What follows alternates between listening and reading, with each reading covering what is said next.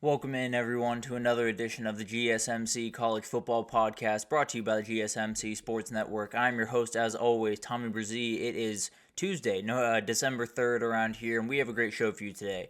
We're going to start talking about the CFP tiers. I'm going to break it down for you guys. The way I see it, about two-thirds of the field is already set, and we got one spot that is going to be vied for between 5 teams as far as I see it. Then we'll get to the winners and losers from this past weekend. Michigan's toughness, definitely a big-time win. Quote-unquote winning with class, definitely a big-time loser. Then we'll get into a little talk around the coaching carousel as well as the transfer portal. Definitely a lot of hires, a couple of coordinator hires at some big-time jobs, and then some big-time players that made it into the portal, including one wide receiver that I think is going to turn a lot of heads. Then we'll get into a little bit of a whip around, talk about all the teams we didn't have a chance to talk about yesterday. Want to highlight some teams. This is going to be the last time we talk about a lot of these teams, so want to make sure I get to them real quickly. And then we'll finish it off with my top 15 Tuesday. A lot of teams that have moved around quite a bit. Obviously, Miami dropped quite a bit, dropped out of my top 15 actually. So we'll break that down at the very end of the show. But before we jump in, I do want to remind you all we get tons of questions and comments throughout the show, and the best way for you all to get your question on the screen, we can have fun back and forth here, is to use the super chat. At the bottom of the chat on the Sports Network page, you can click that $, add any question, comment you'd like. It'll pop up on the screen and we can have fun back and forth here. Definitely want this to be as interactive as possible, so utilize that and we can have fun back and forth. Also, GSMCPodcast.net is up and running, does the exact same thing. So either one of those that you'd like to use, you're more than welcome to. But let's go ahead and jump into this because it's gotten a little bit crazy. We've gotten a little bit clearer of the picture as we get a little bit closer to this playoff being a reality, but we still have about, as far as I see it, about 19 teams that are very much in the conversation here. A couple have already locked up their spots, but let's go ahead and jump into this thing, and I think when we talk about the playoff right about now, we're about to figure out tonight, obviously, where everything stands going into this weekend, and I'd like to think we'll have a good idea of who the 12 teams are going to be given the different scenarios by the end of the night. So we'll obviously talk about that tomorrow, but let's give you an idea of just the way that I see it, and we'll start with the teams that I think are just in. That I think there's no doubt in my mind, no matter what happens this weekend, they're going to be in that dance in some form or another. And we'll start with Oregon. They've been in for a couple of weeks. We knew that going into the Washington game, regardless of what happened in that game, they were going to be in. They officially are playing now for the 1 seed or the 5 seed, as far as I'm concerned. If they lose to Penn State, I think they'll get the 5. If they win, they'll obviously stay at the 1 seed. So they're in a great position right now. They're obviously the team in the catbird seat. They will likely be the favorite going into that tournament, if I had to imagine. Then you do have Penn State. They're kind of in an interesting spot because they, if they were to lose this weekend, I think they're kind of in an interesting spot where maybe they would drop out of a host position. Maybe Ohio State would be above them at 10-2 compared to 11-2 with the win over them. There's a lot of different conversations here. So they could be the 1 seed, they could be the 2 seed, depending on what happens in the SEC championship. They could also be the 5 or 6. That's probably where I see them going. At least if they were to lose to Oregon, 5 or 6 is likely where I see them falling. Maybe they could fall a little bit further depending on the way that they view Notre Dame, the way that they view a couple of these other teams. So definitely something to watch. Obviously, if they get blown out by Oregon, totally different conversation. But the way that I see it, I think Penn State's playing for likely the 2 seed if they were to win. Granted, if Texas were to win, but the 1 or the 2 seed and then the 5 or the 6 is the way I see Penn State right now. Ohio State is it. I think there are a lot of people that would probably like for them to be left out at 10-2, but there's no doubt that they're in. They have beaten 2 of the teams that have their ticket punched right now, and they're absolutely going to be in that dance. I do think they're kind of in an interesting spot where they could host, they could travel. I think they're falling right in that 8-9 range, maybe 7, maybe 10, but they're in that position where it could go either way. I think tonight will tell us a lot. Maybe they can find their way up there if, maybe Georgia were to lose really aggressively or Penn State were to lose really aggressively. Maybe they could make that jump into the host position, but I feel like we'll have a good idea tonight where Ohio State will fall. The way that I see it, I think they should probably be the 8 seed, but I would totally understand if they were the 9 or the 10, depending on what happens tonight. For Indiana, they're firmly in. They were the one that could have been out with a loss, or probably would have been out with a loss this past weekend. They rolled over Purdue with no problem, and now they are firmly in that thing. Now, they're probably traveling. I don't think there's any doubt about that. I think it's possible maybe they're in the position that Ohio State is in, but at the end of the day, with that head-to-head win, I assume they're going to fall somewhere between the 9 and 12 position, probably around the 10 or 11, if I had to imagine. Definitely going to be interesting to see where they fall, but as of right now, most of the predictions I've seen had them at the 10 position. I think that's probably a good spot for them, and that would put them traveling in the first spot, maybe to a Georgia or to a Tennessee or someone like that.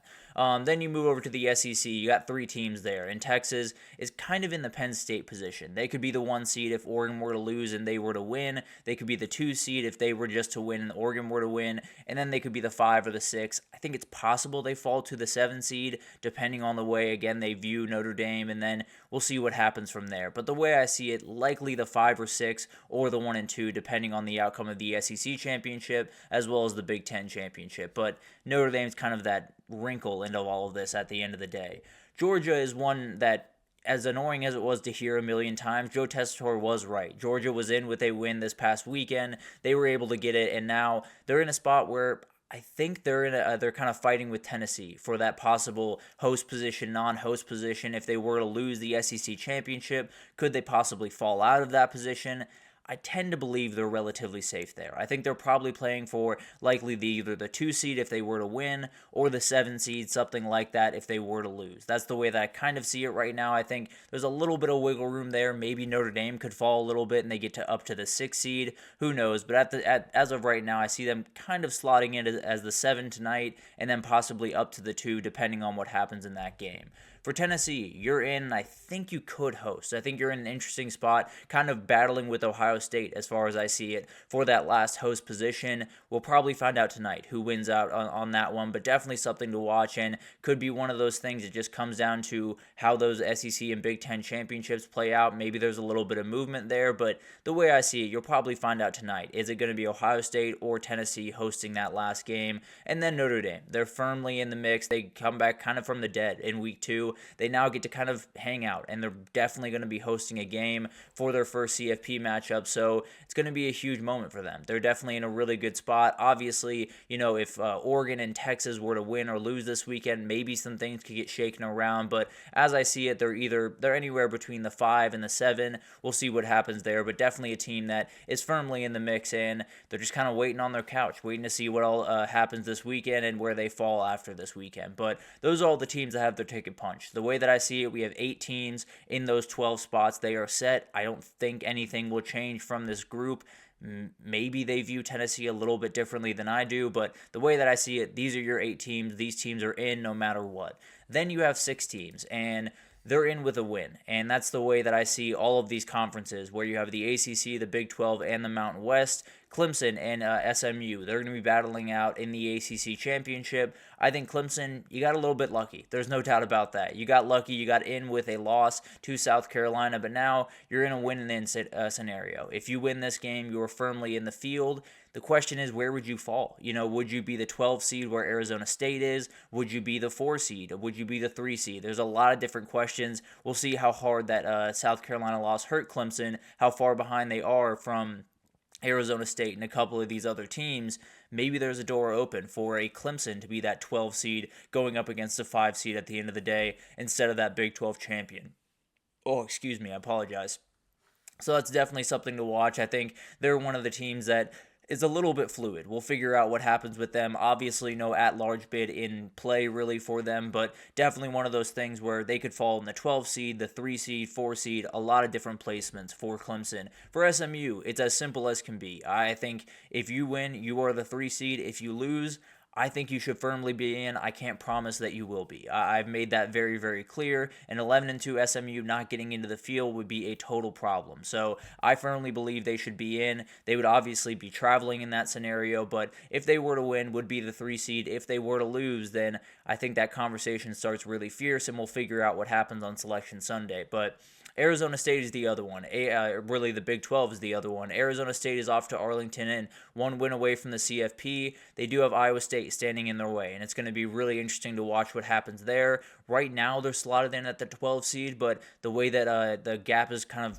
shrinking between them and Boise State could find their way up into that 4 seed, depending on what happens in that game. Iowa State in the exact same boat. I do think they're in a position where maybe they're a little bit less likely to get that 4 seed or to get that 3 seed at the end of the day, but they're still in a very good position, and I think they would likely be the 12. If they were to win, maybe Clemson would be below them, but definitely something to watch. That's going to be one of the more confusing ones to figure out as we get into tonight. We'll see which one of these teams, where all these teams slot, and we'll see how the effects will have. And then you got the Mountain West, and you got Boise State and UNLV. Boise State's been the top team all year. They're just trying to finish it off, and you likely would get a bye if you were able to win this game. I think there could be a little bit of movement for the Big 12 or for someone else, but the way that I see it, you're probably in relatively good shape to get one of those buys if Boise State were to win. If UNLV were to win, feel pretty confident they would be the 12th seed. I don't think there would be any movement there. I don't think there would be any craziness. Maybe there's a possibility that Clemson is below them, but I'd be very surprised. So I do think if UNLV wins, you're pretty much set with the 4 big-time conferences, get those buys. The Mountain West champion gets that 12 seed, and then everyone else kind of fills in where they're needed. But as of right now, if Boise State were to win, that obviously would set off a little bit of a different scenario in those 2 other conferences, the ACC and the Big 12. And then you have the bubble, the one that everyone's talking about right about now. You have Miami, you have the ACC loser, Alabama, Ole Miss, and South Carolina. And frankly, I think there's an argument for just about every one of these people. Let's start with the ACC loser because I think that's the simplest one of the bunch. If the loser is Clemson, they are out. I don't think there's any doubt about that. A 9-4 team should not really be considered for the playoff. Then you have SMU. If SMU is the loser, I'd put them in, no doubt. Now, I can't promise that the CFP committee would do the same thing. I tend to believe they might lean towards that team in Crimson, but at the end of the day, I do think they should be in at 11-2. I think there's really no question about that. So that's the easy one to me. If it's Clemson, you can go ahead and knock them out. If it's SMU, then absolutely put them in. Miami, I think you're on thin ice, and I think you're in a really bad position comparative to these other teams. Don't necessarily have the ranked wins that all these other teams have. You have the loss to Georgia Tech, while a lot of these teams have some tough losses, so not necessarily going down on you too aggressively with that one, but the way that I see it, they're probably in the worst position. In this bunch, you can call it SEC bias. I totally understand that argument. As of right now, I think Miami's probably the one in the worst position. Alabama's probably the team, and as upsetting as that might be to hear, I expect them to be slotted in at that 11 seed tonight. If I'm being totally honest, I think they're in a really good position to possibly overtake a lot of the teams that lost this past weekend, including Miami, and find their way into the field. I understand the argument for South Carolina. They do have the win over them, and I can't necessarily overlook that. I don't think the committee can either, so definitely going to be something to watch. I think they will be the 11 seed tonight. I think a lot of people will be very mad about that. Then you have Ole Miss. I think they're in a weird spot. I think there's a lot of energy going towards South Carolina, even though they have the win over South Carolina. Feels like there's not a lot of energy towards Ole Miss, so definitely something that should make Ole Miss fans a little bit nervous. I tend to believe they're going to be the team on the outside looking in, and if that's the case, then I'd be a little bit surprised if South Carolina wasn't. I love South Carolina, have really enjoyed watching them in the last 6 weeks. They've been a top 12 team in the country. I have no doubt about that. You can't lose to 2 of the other teams on the bubble and then expect to get in. You just can't. Now, that LSU game, you kind of got hurt. I'm not arguing that. You kind of got screwed a little bit. I'm not arguing that by any means. But you're in a position where you lost the 3 games. You lost to 2 of the teams that are on the bubble with you. You're in a really bad spot. There's really no other way to cut it. If I had it my way, I might slide South Carolina in there. But at the end of the day, when I'm thinking logically, I can't necessarily do that. So the way that I see it right now, you have 2/3 of the field totally filled. I think 8 teams are firmly in that thing. You have 4 from the Big Ten, you have the 3 from the SEC, and then you have Notre Dame. I think those teams are firmly in the mix. Then you have the conference champions from the ACC, the Big 12, and the Mountain West. That will bring you to 11 teams. And then you got the 5 teams for that one spot. If the ACC loser is SMU, you better put them in. If it's Clemson, you better not put them in. I tend to believe that if it is Clemson that loses the ACC championship, I think Bama would win out. I hate to say it, but I do think they would win out. I think South Carolina fans, I think Ole Miss fans, and Miami fans would be very upset. But at the end of the day, I think Alabama would likely win out in that conversation. We'll likely find out tonight. If Alabama slots into that 11 seed, a lot of people will be very mad in a hurry. I can promise you that. But let's take our first break here. And when we come back, we got to talk about the winners and the losers from this past weekend. Winning with class took a little bit of a hit this past weekend, and we'll talk about it right after this.